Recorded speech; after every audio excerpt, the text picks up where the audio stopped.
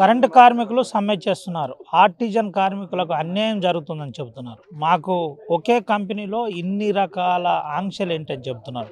మనతో పాటు కార్మికులు ఉన్నారు, మాట్లాడిద్దాం. ఈడ చూపెట్టచ్చు.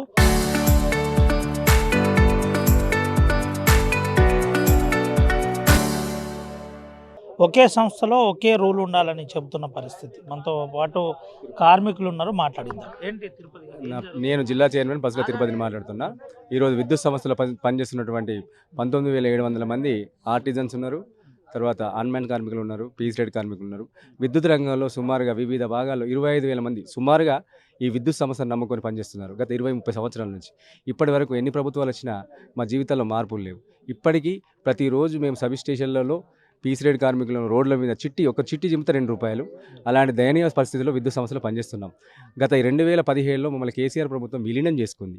ఆ విలీన ప్రక్రియ అనేది పూర్తి స్థాయిలో కాకుండా 1947 నాటి చట్టాలను తీసుకొచ్చి మమ్మల్ని రెగ్యులర్ అని చెప్పేసి ఆ రోజు కాంగ్రెస్ ప్రభుత్వాన్ని, బీజేపీ ప్రభుత్వాన్ని వాళ్ళందరినీ మభ్యపెట్టి 23,000 మంది కార్మికులను రెగ్యులరైజేషన్ చేశామని చెప్పారు. అయితే దానిలో ఉన్న సంస్థలో పనిచేసినటువంటి వాళ్లకు ఏపీఎస్సీబీ సర్వీసెస్ ఉంటే మాకేమో ఇండస్ట్రియల్ యాక్ట్ 1947 యాక్ట్ మాకున్నాయి. దానివల్ల మా జీతభత్యాల తేడా, చేసే పని ఒకటి, జీతభత్యాల తేడా, చేసే పని అంటే వివిధ విభాగాలలో మేము రాత్రి పగలనకుండా కష్టపడుతూ ప్రాణాలను పణంగా పెట్టుకొని కూడా ఈ విద్యుత్ సంస్థలో మా వాళ్ళు పనిచేస్తున్నారు. ఇప్పటికీ ప్రభుత్వం అలా మోసం చేసింది అనుకుంటే ఇదే బట్టి విక్రమార్క గారు అసెంబ్లీ సాక్షిగా మేము వీళ్ళందరినీ పూర్తి స్థాయిలో రెగ్యులరైజ్ చేస్తున్నాం. ఆర్టిజన్స్ అందరినీ ఏపీఎస్సీబీ సర్వీస్ రూల్స్ ఇస్తామని అసెంబ్లీ సాక్షి మభ్యపెట్టాడు. ఇంకోటి, ఇదే సంస్థలో 1,400 మంది అన్మెన్ కార్మికులు ఉన్నారు. అదే ఎస్పీడీసీలో ఉన్న అన్మెన్ కార్మికులను ఆర్టిజన్స్గా గుర్తించారు. ఈ మిగిలిపోయిన 1,400 మంది అన్మ్యాన్స్ని కూడా ఆర్టిజన్గా గుర్తిస్తే వాళ్ళ జీవితాలు కూడా బాగుపడతాయి. ఇదే సంస్థను నమ్ముకొని జీవో నెంబర్ 11 ప్రకారం పీసీడెడ్ కార్మికులకు ఇస్తే కనీస వేతనాలు అమలు చేయాలి వాళ్ళకు కూడా. ఇప్పుడు వివిధ భాగాలు పనిచేస్తున్న రాత్రి పగలు కూడా చేస్తూ ప్రాణాలను పణంగా పెట్టి కూడా ఈ సంస్థను నమ్ముకొని పనిచేస్తూ చాలా ఘోరమైన దయనీయ పరిస్థితులు బతుకుతున్నాం మేము. ఏమేం అంటే ఆర్టిజన్ కార్మికులు ఏ సేవలు చేస్తున్నారు? ఈ జెన్కోలో కానీ ఇప్పుడు ఎంపీడీసీఎల్లో కానీ ఏమేం పనులు చేస్తున్నారు? ఈరోజు విద్యుత్ సంస్థ తెలంగాణలో ఉన్నటువంటి విద్యుత్ ప్రొడక్షన్ చేసేది మేమే, అమ్మేది మేమే. ఈరోజు అంత దూరం ఎందుకు సార్? ఈరోజు ఒక మొబైల్ ఛార్జింగ్ అవుతుందంటే కారణం మేము. విద్యుత్ సంస్థలో ఉత్పత్తి కేంద్రాలలో మేమే ఉంటాము. మా దానిలో ఉన్న 20,000 మంది రాత్రి పగలనుకుంటూ చేసేది ఈ వ్యవసాయ రంగం కావచ్చు, పరిశ్రమలు కావచ్చు, గృహ అవసరాలు కావచ్చు, ఈరోజు గృహజ్యోతి కావచ్చు, ఇవన్నీ ఇంప్లిమెంటేషన్ చేస్తున్నారంటే మా కింది స్థాయి సిబ్బందే చేస్తారు. దీనికి అనుగుణంగానే మేము గత 20 ఏళ్ళ నుంచి పోరాటాలు చేస్తున్నా ఏ ప్రభుత్వం పట్టించుకోలేదు. మొన్న 2 సంవత్సరాల క్రితం వచ్చిన రేవంత్ రెడ్డి ప్రభుత్వం మాకేమని చెప్పిందంటే, మిమ్మల్ని ఎట్టి పరిస్థితుల్లో ఏపీఎస్సీబీకి సర్వీస్ రూల్స్ ఏవైతున్నాయో దాన్ని అడాప్ట్ చేస్తాం, అవసరం అనుకుంటే అమెండ్మెంట్ తీసుకొస్తాం అని చెప్పి మమ్మల్ని మభ్యపెట్టి మా 25,000 మంది సుమారుగా ఒక 3 లక్షల ఓట్లు మా విద్యుత్ సంస్థ ద్వారా ఓట్లు వేయించుకొని ఈరోజు ప్రభుత్వ రంగ సంస్థలైన మా విద్యుత్ శాఖను పట్టించుకోవడం లేదు. ముఖ్యంగా మా దానిలో పనిచేస్తున్న కార్మికులు ప్రతిరోజు ఒకరు చనిపోతారు. అంటే రకరకాల విభాగాల్లో పనిచేస్తారు, ప్రమాద స్థలాల్లో పనిచేసుకుని చనిపోతారు, అయినా పట్టించుకోవడం లేదు. బట్టి విక్రమార్క గారు మా పాదయాత్రలో మాతో ఏమని చెప్పారు, మా సబ్-స్టేషన్కి ఒకరికి వచ్చి, మీరు ఆర్టిజన్స్, మీ పరిస్థితి దయనీయంగా ఉన్నది, మీ గురించి మేము రేపొద్దున మా ప్రభుత్వం రాగానే మీకోసం మేము ఏదైతే ఏపీఎస్సీబీ సర్వీస్ రూల్స్ ఉన్నాయో అవన్నిటిని ఇంప్లిమెంటేషన్ చేస్తామని మా అందరి ముందుగా తెలంగాణ రాష్ట్రంలోనే ఉన్నట్టు విద్యుత్ కార్మికులందరికీ హామీ ఇవ్వడం జరిగింది. దాన్ని నమ్మి మేము ఓటేసి ఈరోజు రోడ్డెక్కి ఇలా సమ్మెకు దిగినాం. మా పరిస్థితి ఏందో కూడా తెలియదు. మమ్మల్ని అందరినీ ఇప్పుడు అధికారులు రకరకాల భయాందోళనలకు గురి చేస్తున్నారు. అయినా మేము సబ్ స్టేషన్స్ వివిధ రంగాల్లో ఉన్న వాళ్ళందరూ బయటకు వచ్చినాం. ప్రొడక్షన్ కూడా రేపు ఆపేస్తాం. అవసరం అనుకుంటే అర్ధరాత్రులు కావచ్చు, ఇప్పుడు ఈ రోజు వినియోగదారునికి సప్లై లేకుండా ఒక రోజు భోజనం చేయకుండా ఉండగలుగుతాం. కరెంటు లేని పరిస్థితిలో అలాంటి స్థితిని కూడా తీసుకొస్తాం. పవర్ ఇంటరప్షన్ కూడా జరగచ్చు. తెలంగాణ రాష్ట్రం అంధకారంలో కూడా తీసుకుపోతాం. మేము మా సమస్యలు పరిష్కరించిన ఎడల ఈ రాష్ట్రాన్ని అంధకారంలో తీసుకుపోతాం. ఈ రోజు సాయంత్రం కల్లా రేపటి వరకు సానుకూలమైన చర్చలతోని మా సమస్యలు పరిష్కరిస్తేనే ఓకే, లేకుంటే పవర్ ఇంటరప్షన్ జరిగింది అంటే దానికి కారణం ప్రభుత్వమే. ఏంటమ్మా, ఏం కావాలనుకుంటున్నారు ప్రభుత్వానికి? మీరు ఏం చేస్తున్నారు? మీకు అధికారులు ఏమైనా ఒత్తిడి చేస్తున్నారా, సమ్మె చేస్తున్నారా? సమ్మెకు వెళ్తున్నాము అని మేము చెప్పిన తర్వాత అన్ని యూనియన్స్ వాళ్ళు మాకు మద్దతు తెలపడానికి రెడీగానే ఉన్నారు. కానీ మేము సమ్మెకు వెళ్తున్నాం కానీ మాతో పాటుగా సమ్మె చేయడానికి ఎవరు కూడా రెడీగా లేరు. అంటే మామూలుగా మాట్లాడుకునే పద్ధతి ప్రకారంగా చూస్తే ఏంటంటే, మాతో పనులు చేయించుకోవడానికి అందరు సిద్ధంగానే ఉన్నారు, కానీ మా సమస్య వచ్చేసరికి మా దాకా వచ్చి మాట్లాడడానికి మాత్రం మాకెవరు సపోర్ట్గా నిలవట్లేదు.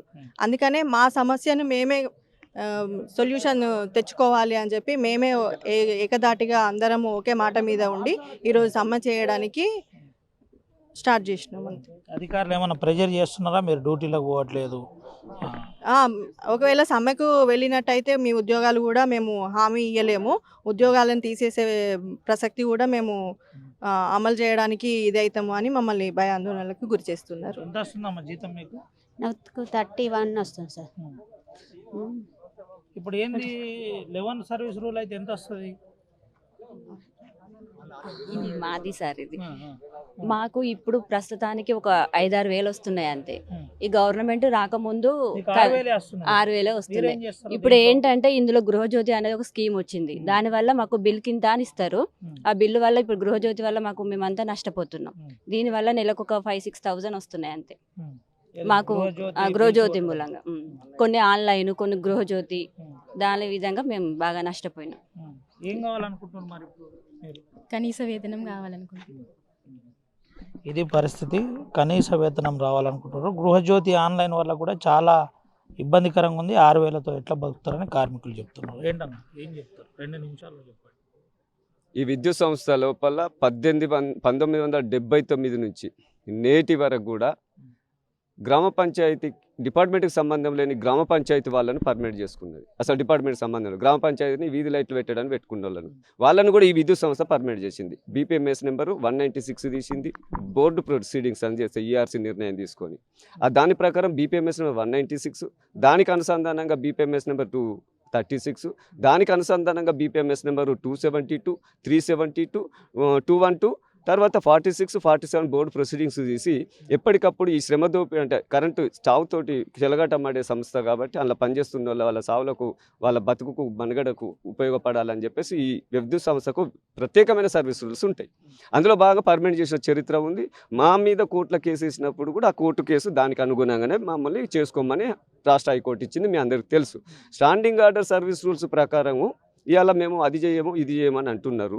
1946 ప్రకారం కూడా మాకు స్టాండింగ్ ఆర్డర్ పెట్టి నేరుగా వేతనాలు ఇస్తున్నారు. అందులో భాగంగా ఏంది, మాకు గ్రేడ్ చేంజ్ 5 సంవత్సరాల తర్వాత చేయాలి. అందులో డ్యూటీ చేయాల్సింది 26 రోజులే. మరి 35 రోజులు చేపిస్తారు. 312 చేయాలి సంవత్సరానికి, 450 డ్యూటీలు చేస్తాను. అందులో భాగంగా మేము ఇప్పుడు చెప్పాల్సింది ఏంటంటే గత ప్రొసీడింగ్స్ ఉన్నాయి. ఇప్పుడు స్టాండింగ్ ఆర్డర్ సర్వీస్ రూల్స్ ప్రకారం 5 సంవత్సరాలకు మాకు మా గ్రేడ్ చేంజ్ చేసినట్టయితే యావరేజ్గా అటెండర్ నుంచి గ్రేడ్ 1 వరకు చూస్తే యావరేజ్ 3,000 రూపీస్ పడుతుంది. అయితే అది అయిపోయి కూడా 24 నెలలు అయింది. దాని ప్రకారం చూసినా 144 కోట్ల రూపాయలు ఇప్పుడు గ్రేడ్ చేంజ్ చేసిన 144 కోట్లు ఏరియల్స్ ఇవ్వాలి, సంస్థ మీద భారం పడుతుంది. ఆ 140 కోట్ల రూపాయలను మేము వదులుకుంటానంటాను.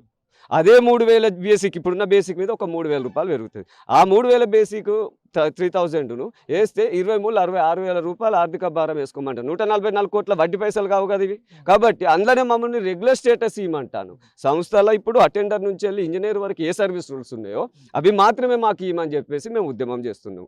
అంతేకాకుండా ఈ విద్యుత్ సంస్థల ఇంకా స్టాండింగ్ ఆర్డర్ అని అదని ఇదని మన్నాని మశానం ఏమద్దు. ఈ సంస్థ లోపల కాంట్రాక్ట్ వ్యవస్థ ఈ రోజుతోటి క్లియర్ కావాలి. అందుకే రోడ్డు మీదకి వచ్చినాము. మేము తీగలకు, కరెంటు తీగలకు చచ్చిపోతానం కదా, అంతకంటే పెద్ద సాగు కాదు కదా ఉద్యోగం పోవుడు. మేము చస్తానం కదా, తెలిసి చచ్చిపోతానం.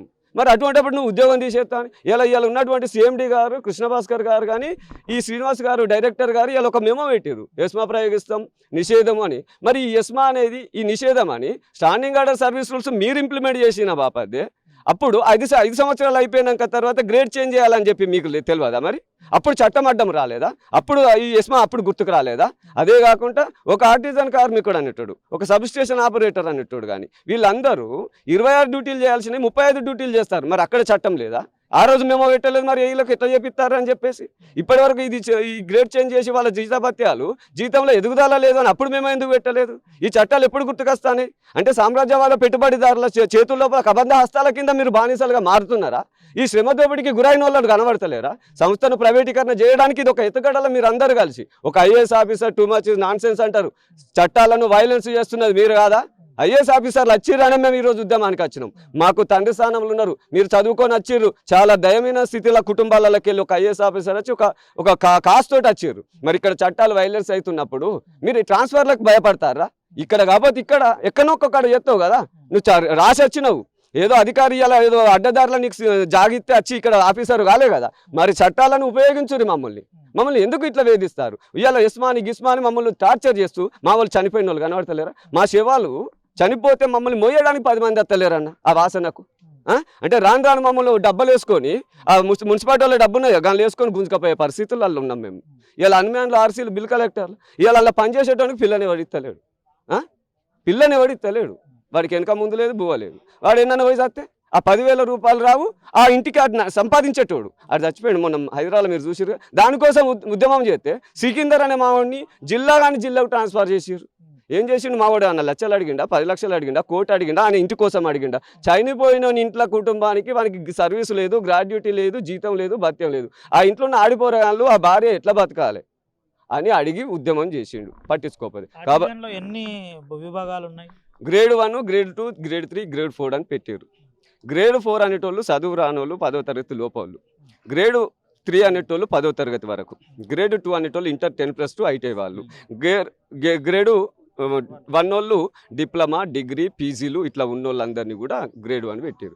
మేము ఇక్కడ అడిగి ఆర్థిక భారం లేదు అంటున్నాం. ఉన్న దాంట్లోనే ఈ మాట. ఏం చెప్తారు? ప్రభుత్వానికి ఇదే పరిస్థితి ఉంటే రేపు పొద్దున మీరు చెప్పిన సమ్మెను వాళ్ళు యాక్సెప్ట్ చేయరు, మీ నిరసనను వాళ్ళు రిసీవ్ చేసుకోలేరు, ఏం చేస్తారు? ఈయనే ఉంటాం మేము. మేము డిపార్ట్మెంట్ అండర్లోనే ఉంటాను. మేము ఎక్కడికి పోతలేం. మాకు చేతి నిండా పని ఇచ్చి కడుపు నిండా తిండి పెట్టి ఈ సంస్థల ఈ ఆఫీసర్లకు అందరికీ ఏ సర్వీసెస్ అవే ఇవ్వమంటాను. సంస్థ లోపల తయారీ రంగానికి ఇంధనము, మన దగ్గర పండేది కరెంటు. ఈ కరెంటు వేరే దేశాలలో పెట్రోల్ డీజిల్ వండుతుంది, మన దగ్గర పెట్రోల్ డీజిల్ వండదు మన దగ్గర. కాబట్టి కరెంటే, బొగ్గు, నీళ్లు, కరెంటు తోటి ఈ ఇండస్ట్రీస్ నడుస్తున్నాయి. వాటికి ఇంధనం ఇది దీన్నే మేము కూసి చేస్తాను. ఎంత 48 గంటలు జనుకోలల్లా గ్రిడ్స్ పడిపోతాయి. ఆల్రెడీ బయటకు వచ్చేసారు. ఇప్పుడు కేటీపీసీఎస్ వచ్చారు, భూపాలపల్లి వచ్చారు, పాల్వంచ వచ్చారు, సత్రసాల వచ్చారు, తర్వాత శ్రీశైలంలో ఇంకా కొంత ఉన్నది అక్కడి మా వాళ్ళు చేరారు. వాళ్ళు కూడా ఇప్పుడు వచ్చేస్తున్నారు. ఎక్కడ భయపడడానికి సిద్ధంగా లేము. ఇప్పుడు ఈ సాలని బతుకులతోటి ఇంటికి పోతే ఎల్లక బువ్వలేక ఉప్పిడి ఉపాసం బతుకుడు.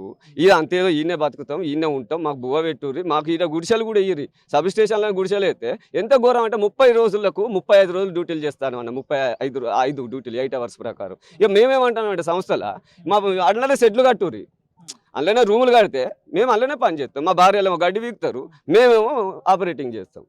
ఈ పరిస్థితికి మేము వచ్చినాం. అట్లాంటి ఏం చెప్తారు చివరిగా? పర్మనెంట్ చేయకపోతే మొత్తం గ్రిడ్లు పడిపోతే సంస్థ పడిపోతుంది. పర్మనెంట్ వాళ్ళు కూడా రేపు దిగుతారు, అంధకారంకి వెళ్ళిపోతుంది. మేము రైతులను, ప్రజలను చేతులు జోడించి మీరే మాకు తల్లిదండ్రి, మమ్మల్ని కాపాడేటోళ్ళు కూడా మీరే. రాజకీయ నాయకులు, మేధావులు, విద్యావంతులు, ప్రజా సంఘాలు, మేధావులందరికీ కూడా చేతులు జోడించి దండం పెట్టి వేడుకునేది ఏంటంటే మాకు అండగా నిలబడుర్రి, మా జీవితాలలో వెలుగులు నింపుర్రి. మేము సాధ్యం కాందని అడుగుతలేము. 1979 ఈ సంస్థల పర్మనెంట్ పొక్కలు అవ్వడానికి వచ్చి చదువులేని వాళ్ళని చేసిన వాళ్ళు ఉన్నారు. వాళ్ళు లైన్మెన్లు అయ్యారు, లక్షల రూపాయలు తీసుకున్న జీతాలను చరిత్రనే మేము మాకు అమలు చేయమంటాను, అడాప్ట్ చేయమంటాను. ఏపీ సబార్డినేట్ సర్వీస్ రూల్స్నే అడాప్ట్ చేసుకొని సంస్థ కొనసాగుతుంది. దాని ప్రకారం పర్మనెంట్ చేయకపోతే మాత్రం సంస్థ మేము డ్యూటీ చేయం, ఏడికైనా సిద్ధం. ఇది పరిస్థితి. ఒకవేళ పర్మనెంట్ చేయకపోతే రాష్ట్రం అంధకారణ్యంలో ఉంటుందని చెప్తుంది. దీంతో పాటు చాలా సీరియస్ తీవ్రతరంగా ఉండబోతుంది. రాష్ట్రంలో ఇప్పటికే పలు ప్రాంతాల్లో నుంచి కార్మికులు కంపెనీల నుంచి ఏదైతే తయారీ యంత్రాల నుంచి బయటకు వస్తున్నారు. వెంటనే దీన్ని అమలు చేయాలి, అమలు చేసి మాకు కనీస వేతనాలు ఇవ్వాలి, మాకు న్యాయం చేయాలి. మాకు కనీసం చనిపోతే మాకు మోయడానికి కూడా ఎవరు రావట్లేదు. అధికారులకు జెన్కోలో కానీ ఇటు ఎంపీడీసీఎల్లో కానీ అధికారులకు ఇచ్చే రూల్స్ మాకు వర్తించేలాగా చూడాలని కార్మికులు చెబుతున్న పరిస్థితి. కార్మికులు ఇంకో మాట కూడా చెబుతున్నారు, మాకు గౌరవించకపోతే రానున్న రోజుల్లో మా ఉద్యమాన్ని తీవ్రతరం చేస్తాం. ఇప్పటికైనా ఈ శాఖకు సంబంధించిన మంత్రి బట్టి విక్రమార్క స్పందించాలి. కృష్ణ భాస్కర్ ఐఏఎస్ కూడా మీరు చదువుకొని వచ్చారు, కార్మిక చట్టాలను గౌరవించాలి. రూల్స్ ఏదైతుందో ఆ రూల్స్ను మీరు ఐఏఎస్ అధికారి కాబట్టి వెంటనే అమలు చేయాలని నేరుగా ఆర్టీవీతో ఎక్స్క్లూజివ్గా మాట్లాడిన పరిస్థితి. సుందర్, రవినాయక్, ఆర్టీవీ, ఆదిలాబాద్.